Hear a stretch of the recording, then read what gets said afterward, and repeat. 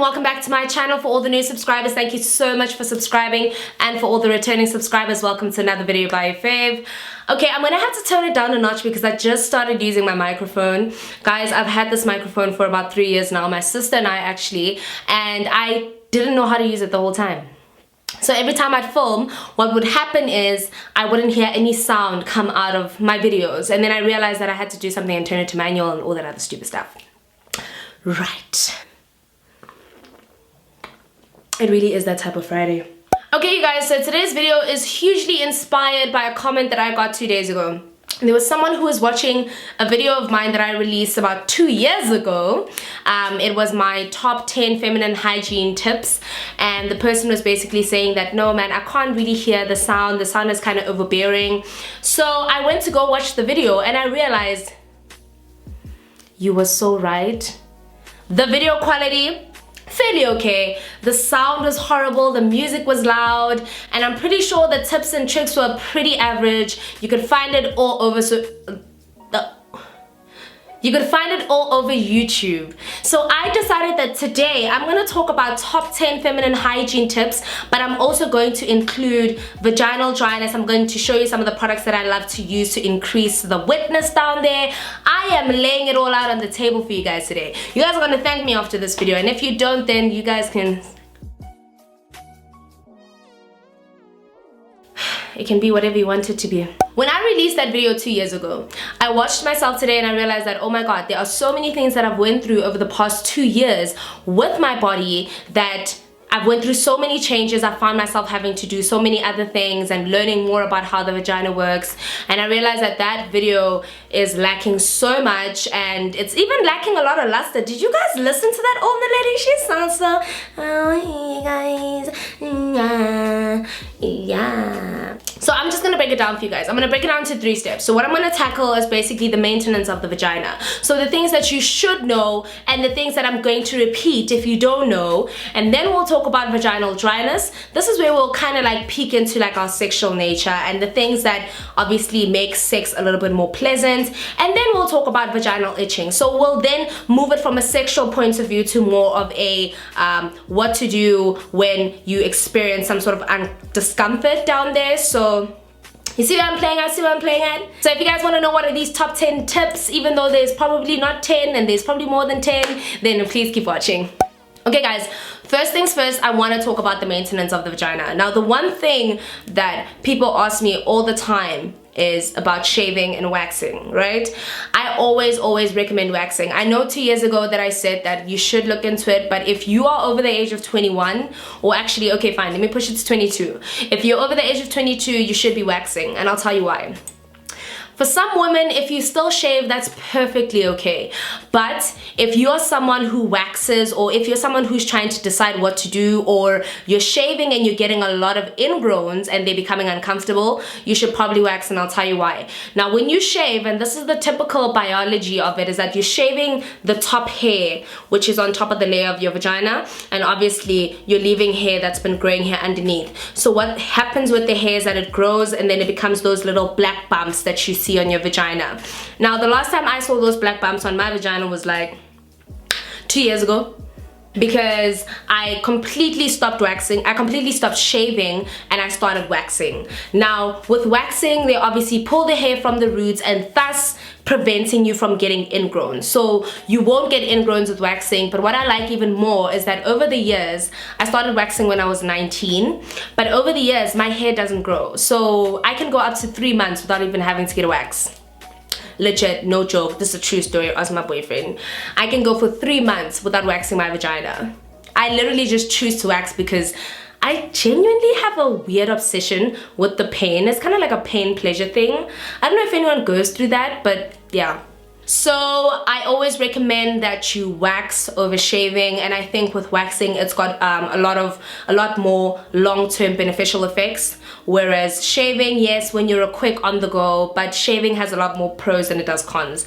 So wax, guys. If you're a woman, by now you should know everything about panties and pads and panty liners and tampons, so I'm not even going to break down what it is, but I'm going to say that if you are someone who has a big issue with smell down there, I would recommend that you transition from pads to tampons. Now what tampons do is they eliminate that smell, especially when you're on your period, guys. The smell of your body changes. Your hormones change the smell down there, so it could be a little bit stronger, it might not be too strong, but with most women it's going to become a little bit more pungent. So if you're someone who obviously has very strong odor down there, we're very different as women, but if you're someone who has very strong odor, I would recommend that you transition from pads to tampons, because that'll kind of alleviate the smell down there. You know, with pads what it does is it retains the smell for long periods of time, and then it just becomes a whole mess down there. And for anybody who's watching my channel who's obviously under 21 and is still trying to find themselves within that regard, they are another thing that I definitely would recommend are feminine intimate wash, feminine wipes. So anybody who uses feminine wipes, you guys obviously know about the brand Gynagod. I do recommend you start using Gynagod from a fairly young age. I think it's great, and the vagina is a very sensitive place, so because of your pH balance, if you use normal soap and you're someone who's very sensitive down there, you change your pH balance and then everything just becomes like uncomfortable and not rosy. So I would always recommend that once you start seeing the changes in your body, start focusing on using like a feminine intimate wash. There's a wash for your face, for your hands, for your elbows, whatever for your body, but everything is separate and everything has like different functions. So rather stick to Gynagod. Okay, my favorite is Gynagod. I do know there's another one that's called Fema something. I'll drop it down below in the description, but I do obviously prefer Gynagod. A lot of people prefer the other one. I think it's Fem or like Femagod. Maintenance of the vagina also responds to what you consume, guys. I think a lot of the time we keep downplaying this thing. If you consume lots of alcohol, let me actually give you guys a story. I was drinking a lot of alcohol, I was consuming a lot of alcohol, and obviously my pee became very strong and the smell, but I think what showed me the changes was definitely my discharge. Like, I was just like,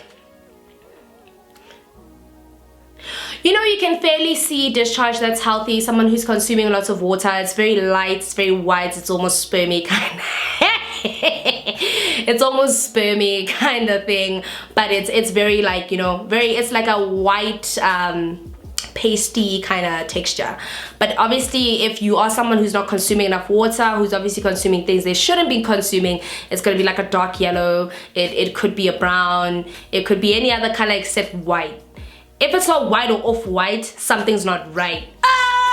If it's not white or off-white, something's not right. If it's not white, it's not right.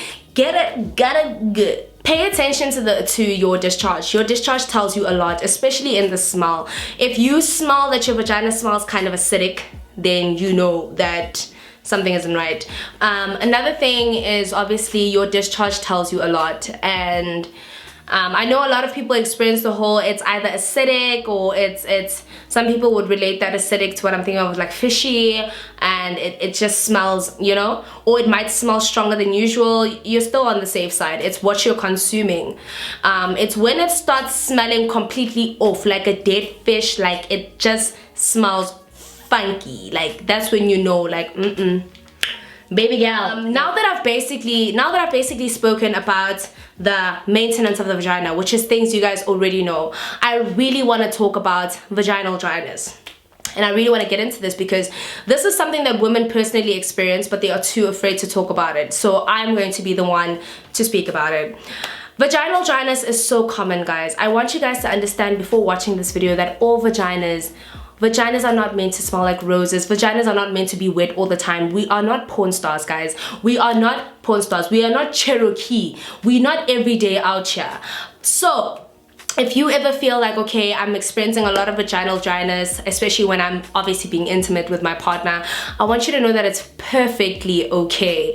Everybody experiences vaginal dryness, and vaginal dryness is not only accustomed to, you know, the changes in your body, but it's also the fact that if you're taking antibiotics, no, Yes, but so vaginal dryness can also be attributed to contraceptives. Now, if you are someone who uses contraceptives, and I'm talking to all the women who use Yasmin, Yaz, and any other contraceptive that may be oral, that can impact vaginal dryness, because what it's trying to do is it's trying to balance your hormones. So in instances where you're not on the pill, you notice that you become extremely wet down there, and like it's very like liquidy, and it's nice and it's yummy. And then when you start on your pill and when you get like used to it, you kind of experience vaginal dryness, and I was one of those people. Vaginal dryness, guys, is perfectly okay, and I want you to know that you can always get things to combat that, so that you don't always constantly have to feel that way down there. Now, I did an enhancement video a couple of months ago talking about an enhancement pill that I tried, and a lot of people were like, yeah, they wanted me to do a review, but I want to show you guys some of my great products for women that you can try if you're someone who experiences vaginal dryness. Now, vaginal dryness can happen due to a number of reasons, but maybe your libido is low. Maybe you're someone who doesn't get aroused a lot, right? So that's something you need to look into. And if you're someone who doesn't get easily aroused or frequently aroused, you might want to consider getting a libido booster.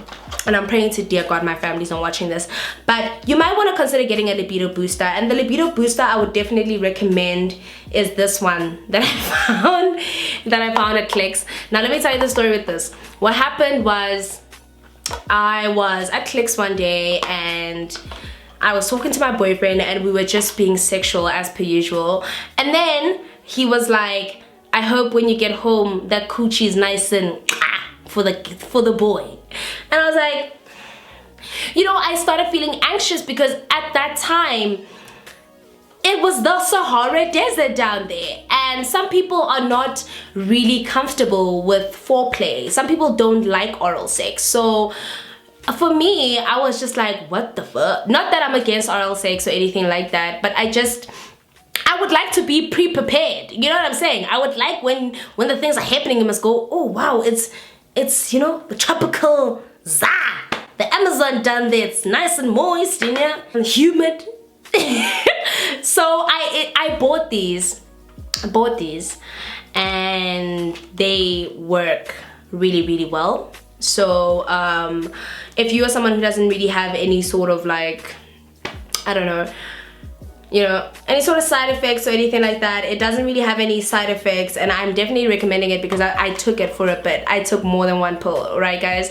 And I'm really not embarrassed to talk about this, and I hope everyone who's sitting is not thinking, oh my god, she's gonna dry pussy. No guys, women get vaginal dryness, and if men are watching, women get vaginal dryness, and fuck you if you think this has anything to do with the fact that our bodies are like broken. Another product I really want to introduce to you guys is this product that I got from Clicks, and it's called ENQUIRIES, and it's for women. Now these are arousal drops, and these are libido boosters. Libido, arousal, it's all the same thing. This is all the same thing, guys, for vaginal dryness, right? ENQUIRIES is a arousal drop that I actually saw my boyfriend Okay, I'm going to tell a quick short story of how we got to ENQUIRIES.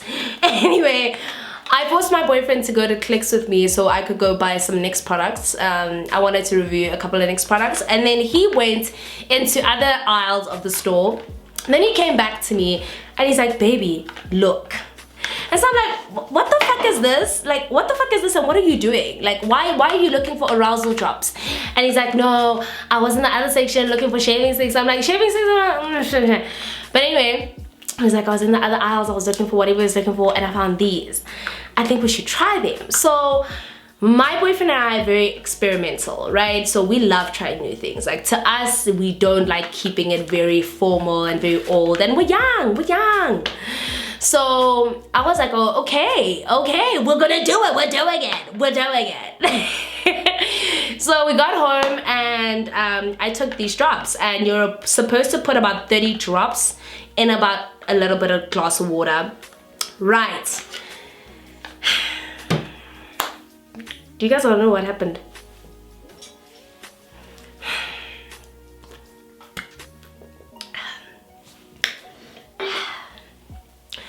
Those things work. right? So I'm just gonna say those things work. Now these are the two products I'm ripping when it comes to libido boosters. But if you're trying to take it to the next level, if you're trying to take it to the top flow, like to the top. If you're trying to take it to the top, guys, then I suggest you get this. And this was the pill I showed you guys on the pill enhancement video. Now this is the Libby Max, okay? Now this thing kicks ass. Don't take this thing and not get the job done, okay? Like just take it and make sure you've taken it, okay? Like just take it and take it. Libby Max is definitely great. If anyone is wondering where to get Libby Max, because you can't get Libby Max at Clicks or Discam, you get Libby Max at the adult shop.